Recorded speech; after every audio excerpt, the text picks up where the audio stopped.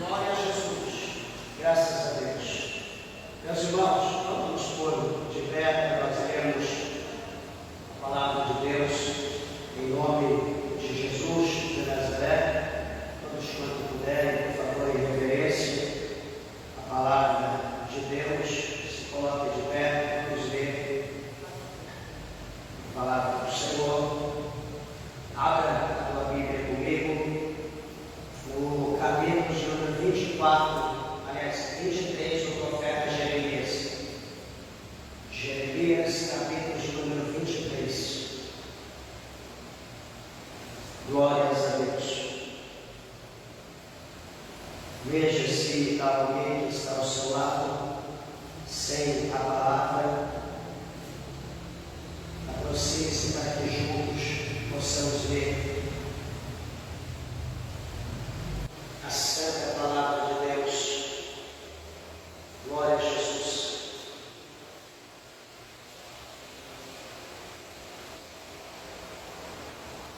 Capítulo de número 23 de Jeremias, versículo de número 9, está escrito assim: quanto aos profetas, já o meu coração está quebrantado dentro de mim.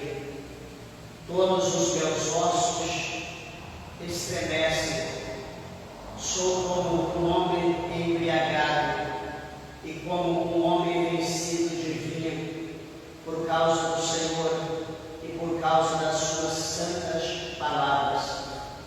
Porque a terra está cheia de adúlteros e a terra chora por causa da maldição. Os pastos do deserto se secam, porque a sua carreira é má e a sua força não é reta. Porque tanto o profeta como o sacerdote estão contaminados. Até na minha casa achei a sua maldade, diz o Senhor. Portanto, o seu caminho lhe será como lugares escorregadios na escuridão. Serão empurrados e cairão nele, porque trarei sobre eles mal no ano da sua visitação, diz o Senhor. Dos profetas de Samaria bem vi loucura, profetizavam da parte de Baal e faziam errar o meu povo Israel. Mas nos profetas de Jerusalém vejo uma coisa horrenda: cometem adultérios e andam com falsidade e fortalecem as mãos dos malfeitores para que não se convertam da sua maldade. Eles têm se tornado para mim como Sodoma e os seus moradores como Gomorra. Portanto, assim diz o Senhor dos Exércitos acerca dos profetas: eis que lhes darei a comer losna, e lhes farei beber águas de fel, porque dos profetas de Jerusalém saiu a contaminação sobre toda a terra. Versículo 26. Até quando sucederá isso no coração dos profetas que profetizam mentiras e que só profetizam no engano do seu coração, os quais cuidam fazer com que o meu povo se esqueça do meu nome pelos seus sonhos, que cairão contra o seu próximo, assim como seus pais se esqueceram do meu nome por causa de Baal. O profeta que tem um sonho, conte o sonho, e aquele que tem a minha palavra, fale a minha palavra com verdade.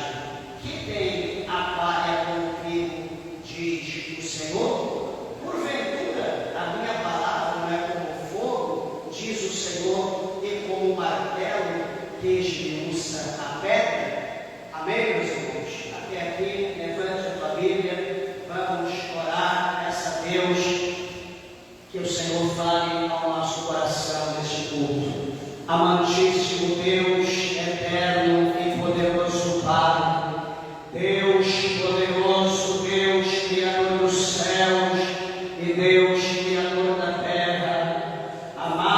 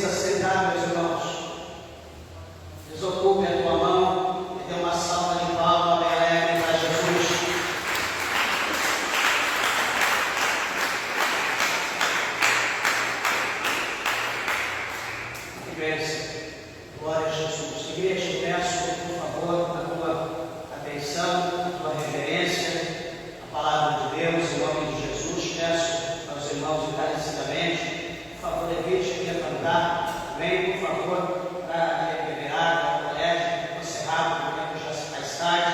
Então, por favor, sinta-se acomodado no seu lugar e, após a pregação, então, se você tiver vontade, você beba, vá ao colégio, enfim, faça aquilo que você tiver necessidade. Mas, por favor, agora, na hora da palavra, você, mãe, pai, e o teu filho do teu lado, esteja atento à palavra de Deus, pois eu sei e tenho certeza que Deus ele tem uma palavra ao nosso coração. Pois bem, meus irmãos, aqui o profeta Jeremias, nós sabemos que a vida de Jeremias, como a vida de todo homem de Deus, de todo profeta de Deus, falando aqui de profeta, nunca foi fácil, nunca tem sido fácil, nunca será fácil a vida de um profeta de Deus. Presta bem atenção que talvez muitos não sabiam, e os irmãos, às vezes, olha como eu estou dizendo, mas o pastor está errado. É que a vida de muitos profetas ou de muitos pastores é uma vida boa, é uma vida esplêndida, é uma vida regalada.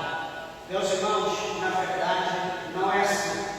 A vida de um homem de Deus, de uma mulher de Deus, a vida de um servo de Deus nunca foi fácil e nunca vai ser fácil. Ah, pastor, mas eu vejo por aí na mídia, eu vejo isso, eu vejo aquilo. Então, eu vou tentar explicar para você as duas situações. Aqui, nesse capítulo 23, a partir do verso 9, o título da palavra de Deus é Contra os Falsos Profetas. Não está dizendo contra os profetas e os falsos profetas, não contra os falsos profetas. Então, veja que essa palavra não é uma palavra que vai preocupar a mim, você, os ouvintes da palavra de Deus. É uma palavra que vai preocupar e que vai tocar naquele que é falso, aquele que não é verdadeiro. Porque aquele que é falso vai se preocupar, mas aquele que não é vai dar glória a Deus. Os irmãos estão entendendo? Aquele que é de Deus vai dar glória a Deus, aquele que é de Cristo vai dar glória a Deus, aquele que é do Espírito Santo vai dar glória a Deus, vai ficar feliz da vida. Mas aquele que encher a cara, aquele que ficar nervoso, baixar a cabeça, coçar,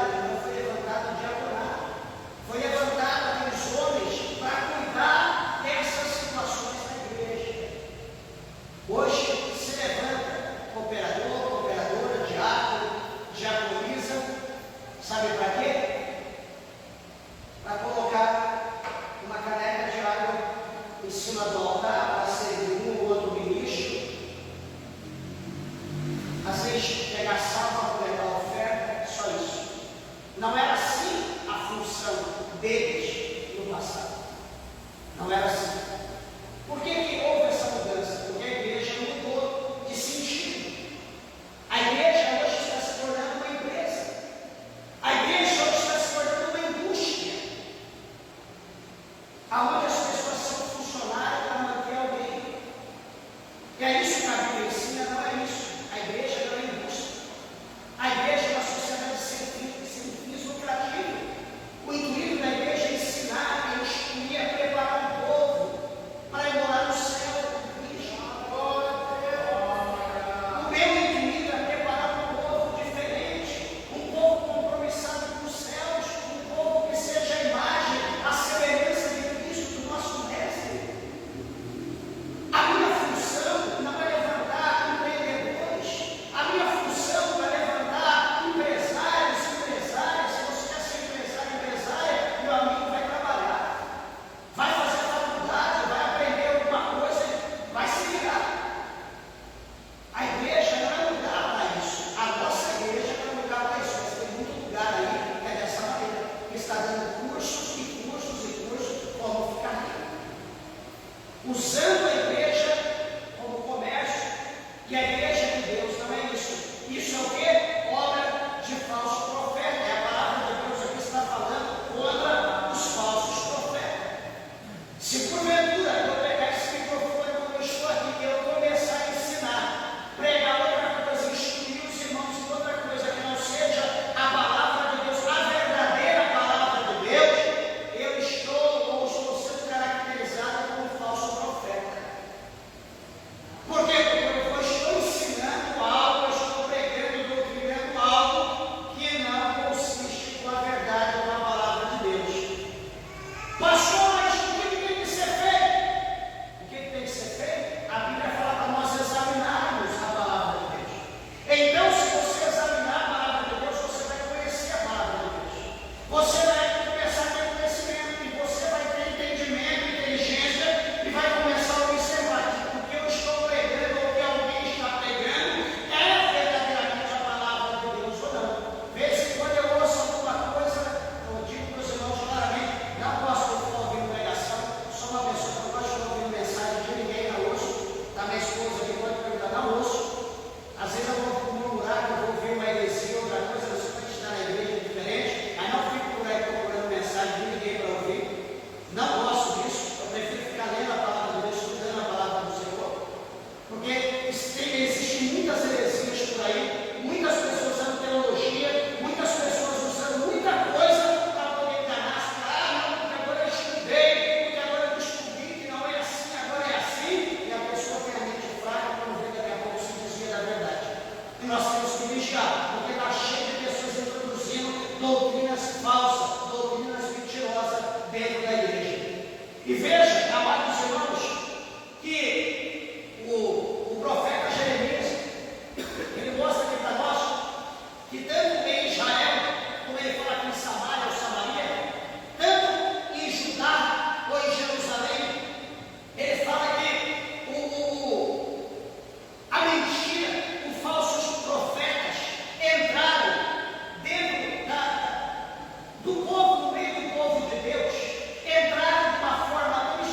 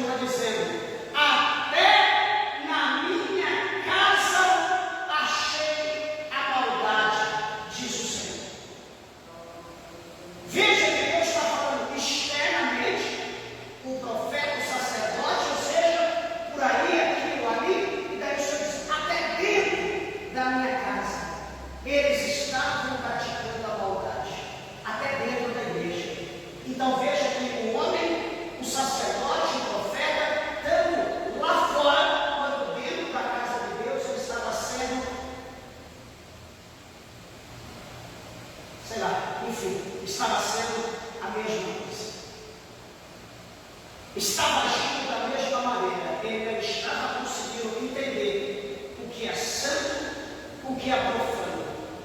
Ele não tinha noção mais do que é. Sabe, de um homem, ele chega a espírito.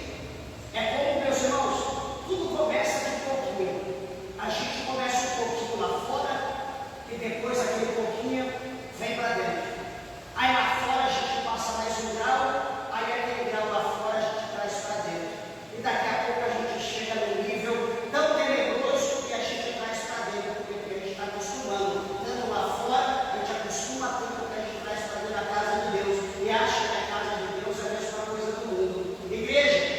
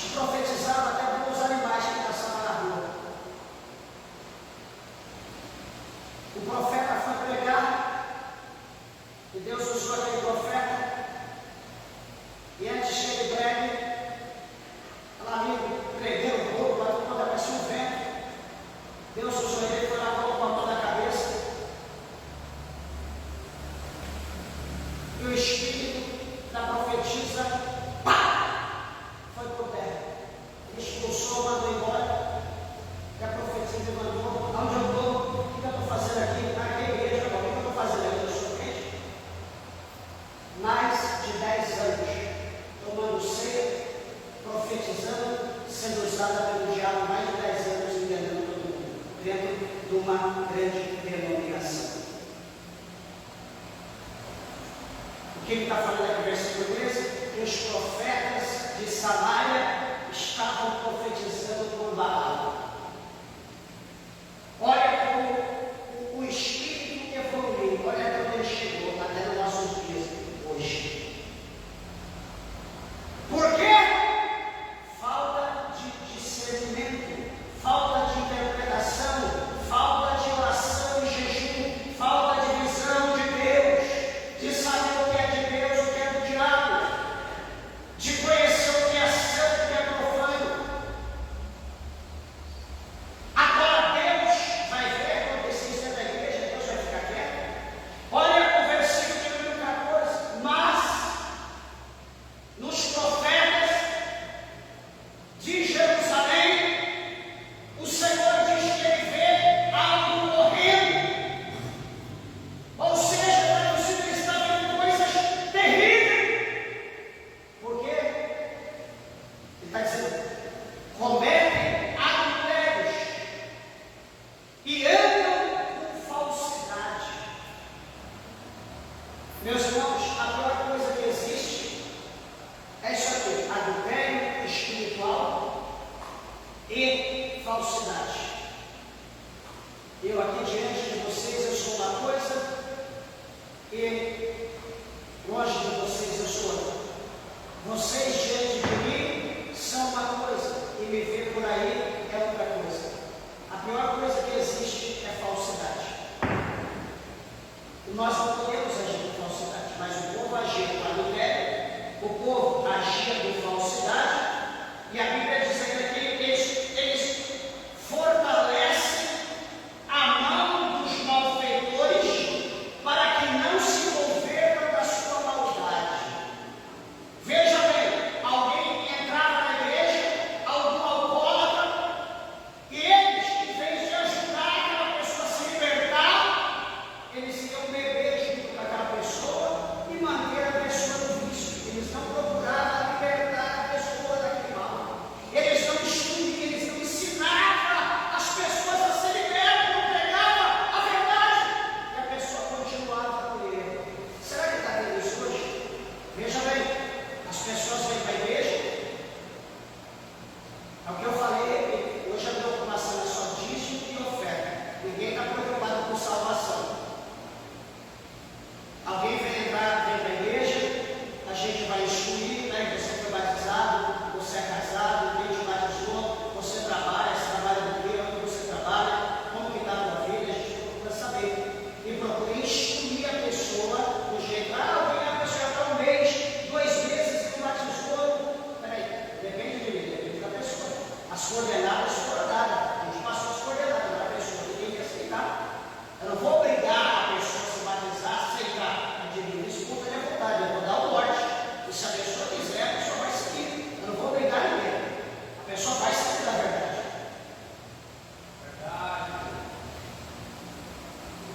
Só que, por aí, a pessoa veio, casou 3, 4 vezes, não pergunta como que foi a vida, já dá um cargo dependendo da condição financeira da pessoa, já põe no altar, já dá alguma responsabilidade, já coloca alguma comissão.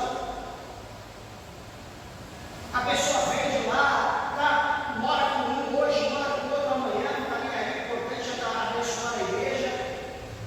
A pessoa não está liberta de vaidade, de acordos exteriores. Não, fique em paz, vamos se alegrar. Não, esse negócio não, porque a nossa igreja é liberal. É o que está falando aqui, versículo 14. Exatamente isso. Eles não ajudam, não auxiliam na libertação das pessoas. Eles querem que as pessoas continuem na maldade, praticando a mesma coisa que está praticando no mundo. É o que a gente está vivendo hoje. É o que está sendo vivido hoje. Vem para a igreja, vai cortando o cabelo, se pintando, maquiando, colocando aquelas asas de morcego no olho. É cheio de brinco para tudo quanto é lado, é cheio de pintura, está disputando com um palhaço para ver quem fica mais pintado. Especialmente para a igreja, eu gosto de pergunta. camiseta regata, de qualquer jeito, barbinha de cavanhaque de bode. Glória a Deus. Ué, o que está acontecendo? Aqui, a Bíblia diz que o que aconteceu lá atrás torna acontecer hoje. De sorte que não há nada novo na terra. E a Bíblia diz que Deus entenderá conta de tudo que passou. Agora alguém vai olhar e falar, pastor, mas isso aqui aconteceu naquela época. Estou dando exemplo daquela época e dando exemplo hoje. Está acontecendo a mesma coisa. E mostrar para os irmãos que naquela época a ira de Deus veio sobre Samaria e veio também sobre Jerusalém. Deus falou. Nem aí. Chegou o momento de Deus corrigir. Deus fala. Chegou o momento que Deus fala, chega, agora eu vou agir. Aí eu pergunto, será que você está pronto? Você que não quer dar ouvido? Você que é rebelde? Será que você está pronto para receber a ira de Deus sobre a tua vida? Será que você está preparado? Está forte bastante para aguentar o dedo de Deus sobre a tua vida?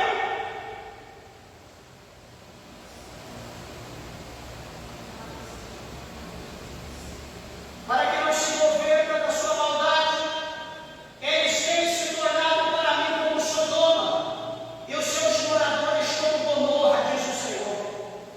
Veja que Deus, o Senhor, não perdoou Sodoma e Gomorra. Agora o Senhor está dizendo que eles também aqui se tornaram como Sodoma e Gomorra. Ou seja, querendo ou não, já estava decretado a ira de Deus a ser derramada sobre esse povo. Alguém pode dizer, pastor, Deus é mau, Deus não é mau, Deus é amor. Mas por que Deus vai castigar? Porque eles não querem obedecer a Deus. Eles não querem que Deus seja bom, Deus não, Deus é bom. A Bíblia diz que verdadeiramente bom é Deus para o seu povo, Deus é bom em todo tempo. Eu não tenho que prestar por Deus. Se alguma coisa acontece na minha vida, eu vou para minha vida, o problema é meu. O problema é por causa de mim, não é por causa de Deus. O erro está em mim, eu não pensei, eu errei, eu fiz alguma coisa errada, eu tenho que pagar o preço. Mas não, Deus é bom. Deus é bom. Só que as minhas ações haverá uma reação. A tua ação haverá uma reação. Tudo que nós fazemos haverá uma reação. E nós temos que ter consciência disso. Nós temos que ter consciência disso. Tudo que nós fazemos, toda a nossa ação tem uma reação. Seja por bem ou seja por mal. O que eu estou passando hoje, eu vou criticar alguém? Não, eu critico eu mesmo, eu falo assim, eu reconheço meus pecados, eu reconheço os meus erros, eu reconheço a minha fraqueza, eu reconheço as brechas que eu tenho. E o que eu vou fazer? Eu vou humilhar, como eu tenho feito, eu vou orar, vou pagar preço, vou passar vergonha, até que Deus tenha misericórdia e me restaure de novo. É assim que funciona as coisas. Deus não é obrigado a fazer nada comigo. Quem errou foi eu. Quem dá brecha é eu. Quem escorrega sou eu, não é Deus. Então a culpa está em mim, eu tenho que reconhecer eu mesmo. E o que eu tenho que fazer é levantar. E falar, Senhor, tem misericórdia, segura na minha mão e dá mais uma chance. Vou caminhar. Vou adiante. Só que muitos não fazem isso. Por causa disso. Por causa de não sei quem. Por causa de não sei quem lá. A gente quer pôr culpa de todo mundo. Igual Adão, Eva e a serpente. Adão, foi a mulher. Mulher, foi a serpente. Serpente. Tá bom, vai me dar sentença. Querendo achar alguém para apontar. Mas, em suma, concluindo aqui, já acaba. Até o verso 16, o Senhor pergunta: até quando sucederá isso? O Senhor pergunta: até quando as coisas andarão dessa maneira? Até quando sucederá isso no coração dos profetas que profetizam mentiras e que só profetizam do engano do seu coração? O Senhor pergunta: até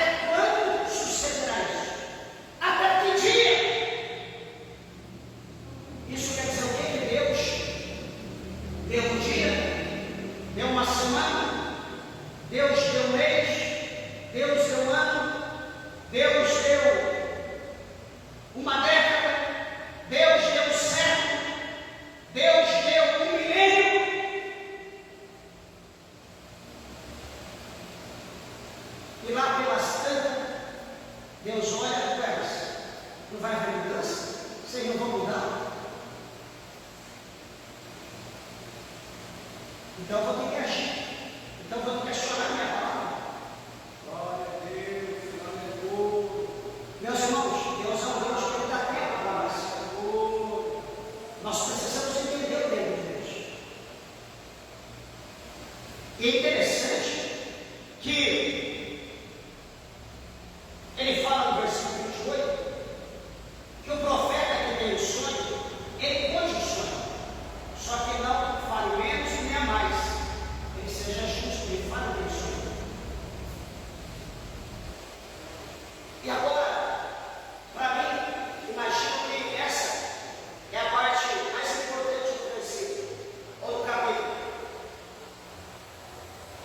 Eu coloquei entre aspas, ele diz: aquele que tem a minha palavra, presta atenção, aquele que tem a minha palavra, fale a minha palavra com verdade. O que ele está querendo dizer isso, meus irmãos? Que aquele que tem a palavra de Deus, aquele que está com a palavra, ele pode falar a palavra de Deus de duas maneiras. Aqui o Senhor é aquele que tem a minha palavra, fale a minha palavra com verdade.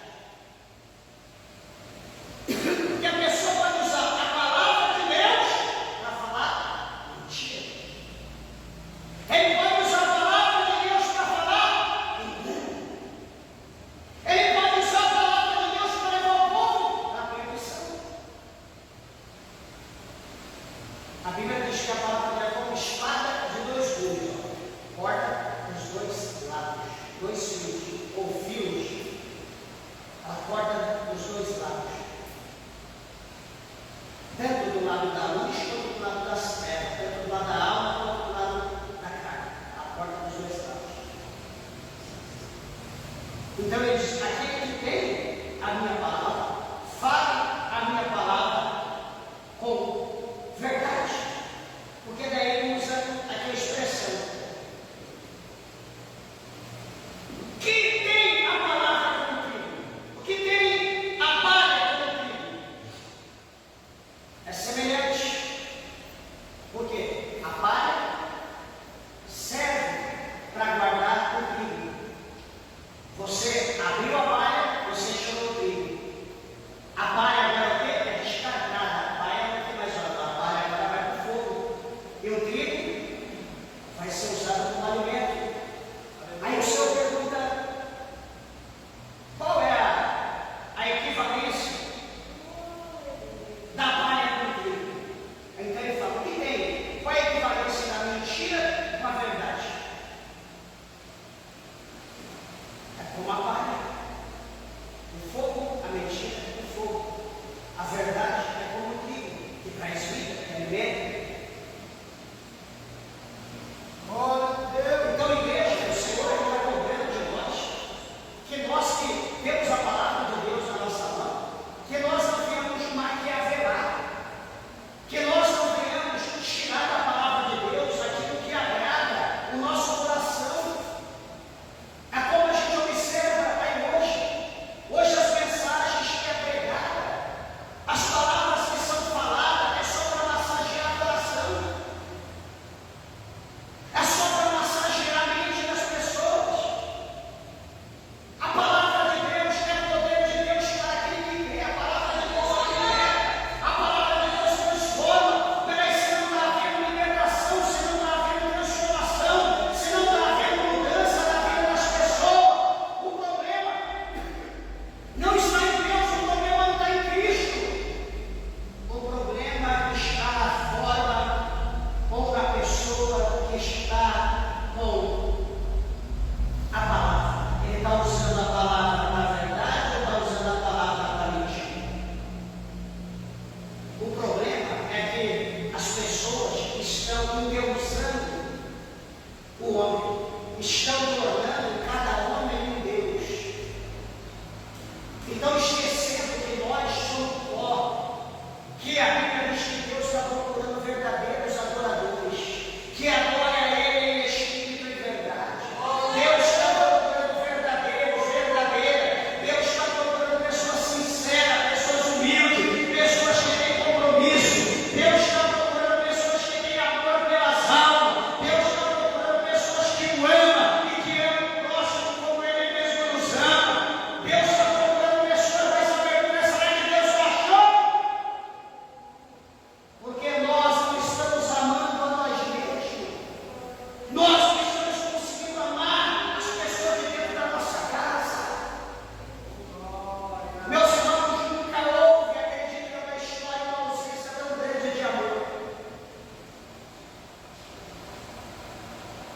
O jovem, quando ele é jovem, amor eu amo. Não é amor, não é interesse. Amor é diferente, o amor suporta tudo. O interesse é só para conseguir aquilo que quer. Quando consegue, pensava que era assim, tchau. O amor é independente de circunstância, de cor, de diâmetro, de tamanho. O amor é sofredor, o amor é benigno. O amor ele compadece. O amor ele se dá, é incondicional. E aonde a gente vê isso hoje? Onde a gente vê amor hoje? A gente vê interesse. Tudo na vida hoje está girando em torno do interesse, inclusive pelas coisas de Deus. Muitos estão aqui dentro, muitos estão ouvindo a gente, vendo pela internet, mas o intuito de uma brecha, de uma cura, de uma vitória, de um milagre, de uma revelação aqui, outra ali, uma visão aqui, outra lá. E aí você pergunta, quer aceitar Jesus? É hoje não. Você quer renunciar para servir Jesus? Não, hoje não, eu estou novo, eu estou nova. Então a gente está com interesse em algo que a gente precisa. Mas eu quero te dizer que não existe nada que você precisa mais na tua vida do que Jesus. Não existe nada que você precisa mais hoje em estado urgentíssimo do que Jesus para a salvação da tua vida. Você pode ser pastor, você está enganado, estou precisando de dinheiro. Precisando disso, eu estou precisando daquilo. Tudo que você está precisando pode ser interessante, pode ser urgente para a tua vida, mas isso não traz salvação para você. O que traz salvação para a sua vida chama-se Jesus. Ele é o